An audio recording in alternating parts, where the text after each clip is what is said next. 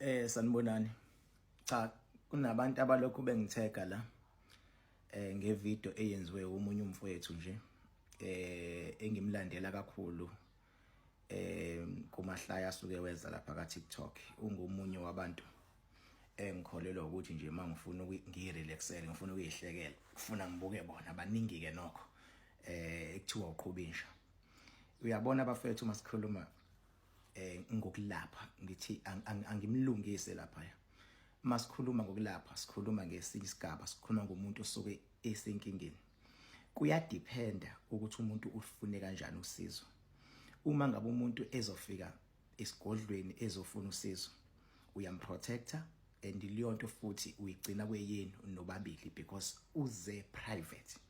Umuntu uma efuna usizo kwi-social media, usizo abantu abazoletha ku-social media alufani. Khona umuntu ongaletha usizo lokulapha through social media, khona ongenawo amandla okulapha, ongaletha nje usizo lwe-moral support. Omunye alethe usizo lwemali, omunye alethe usizo lokuyalela ukuthi nangu umuntu ongakusiza, omunye alethe usizo athi no mina ngizoyisiza le. Bafethu, usizo uma ngabe sekupublic domain lusuke ingasa exist lento ethi isiguli nomelaphi ayisa exist leyo. Ngiphendula uqhubinja lapha ngoba useze wayijuba waphumele obala. And ima ukhumbula kahle mangabe first time nje phumele obala lo yabhuti loya uyena owasho wathi lento iyilumbo, waze wayitanyaza futhi nangesandla. Yabo ichaza esho futhi ethi ulindele usizo kunoma ubani ongaba nosizo, okusho ukuthi naye uyisusile lento ukuthi akube into azoyilungisa eceleni ngoba ubeseyenze isikhathi eside for 6 years ezama ukuyilungisa. Abantu bemthembisa bethi izolunga ingalungi, bethi izolunga ingalungi.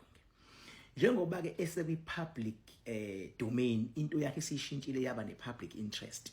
Njengoba isine public interest ila sengena khona abantu abafana nathi. Sengithi mina yes usizo uzolithola. Angithi uyabona ke qhubinja lapho wena usuthe ngithe mina lo muntu ngekaza lithola usizo. Ngithi mina yes usizo uzolithola. Kodwa uzolithola kuphi usizo?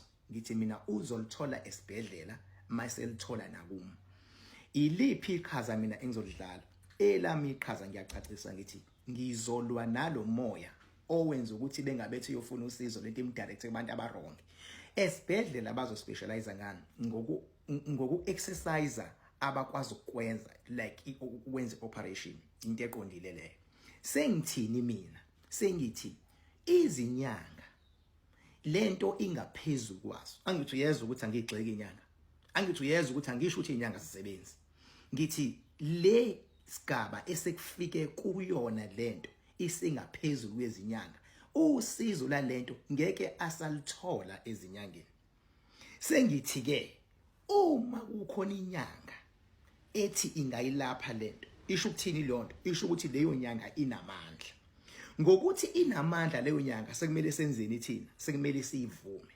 Ngithi mina uma ingathi izoyilapha lento ibisiyayilapha, mina njengoking bhaka ngeke ngiyivume ngomlomo kuphela. Ngizoyivuma uma isilaphile lento, ngize ngiphinde ngikhiphe nemali e100,000 nginike leyo nyanga.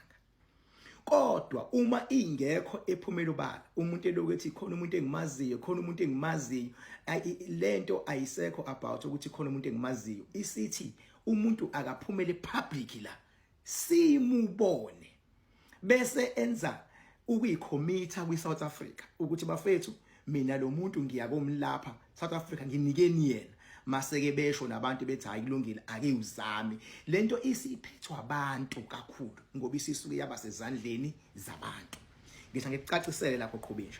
Nakho ke qhubinja ngizwile futhi uthi lo muntu uma ngabe ngithi ngekathola usizo angangena engcupheni yokuyibulala. Lapho ke baba ushawe iskill sokwazi ukulalela.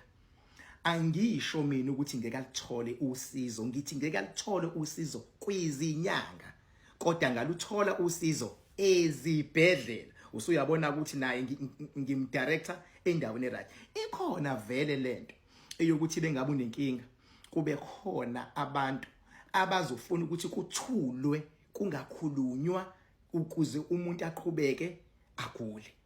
Because mangathiwa manje ngoba ngikuzwile futhi Khubinja uthi kumele ngithule. Mangathiwa ngenza mistake ngiyakulalela ngiyathula noma iningizimu Afrika iyathula. Lo mfana uyogula ingona phakadeke lapho. Kanti bengabe sikhuluma, the more sikhuluma siyazicommita phela nathi ukuthi sithi lo muntu uzosizakala kanjani. Next time mfowethu since umuntu oyi-influencer noma oyi-comedian, qinisekisa ukuthi uthola wonke ama-facts right noma uyaqonda uyibuka yonke ivideo yomuntu ayenzile ukuze uthole ukuthi bengabe wena usuyistitcha noma usukhomenta ngayo, ukhomenta entweni oyizwile yangena la iyaphuma la, hayi entweni ezongena la iphume la. Stitcha into ngoba sewune sure ukuthi lo muntu okhulumayo uthini. So njengamanje bhuti wami wena yonke inkulumo oyishoyo iyanhlanhlatha.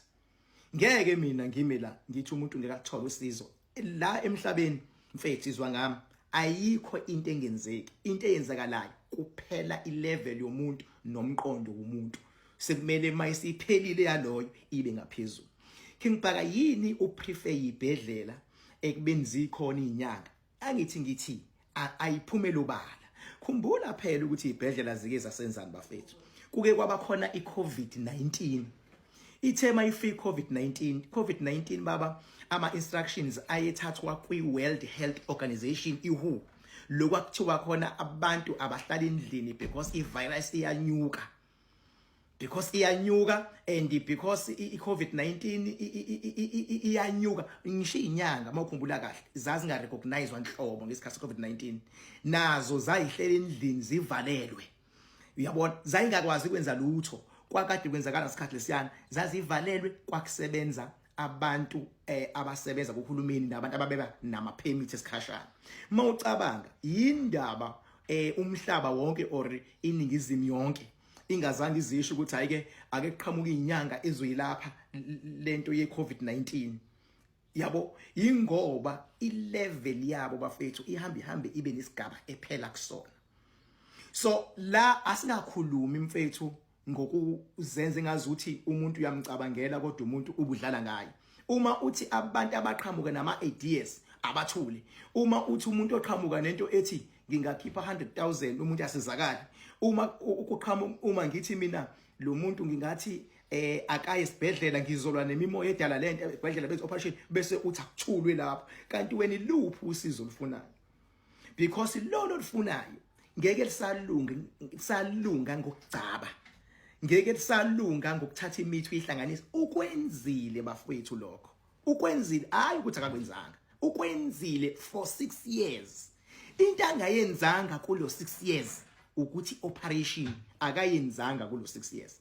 Sekusele yona operation nakhona futhi operate ama specialist. So bafowethu ngiyacela lapho Khubinja la ukhona mfethu i-content yakho oyenzayo ngezinye ikhathi imnandi, siyayilalela nathi siyayibukela futhi, kodwa kwesinye isikhathi ulalelisisa ukuthi umuntu uthini. Ngeke mina ngithi umuntu ngakuthola usizo, and as a result lo muntu la ekhona nale team ahamba naye bajabulile ukuthi at least khona abantu abakhuluma into ephilayo.